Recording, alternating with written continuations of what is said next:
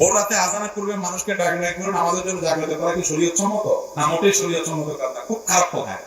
অনেক মসজিদ থেকে আপনারা এগুলো করেন, মাইক দিয়া, বিশেষ করে রমজান মাসে ওই 3টা থেকে নিয়ে আরে সুর।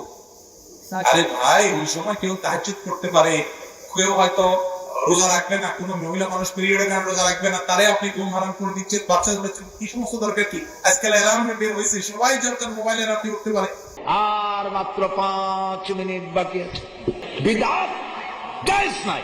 কে বলেছে আপনাকে এই কথা বলার? রাসূলুল্লাহর মসজিদ থেকে আযান হওয়ার পর কখনো নামাজের জন্য আর কোনো ইঙ্গিত দেওয়া হতো না।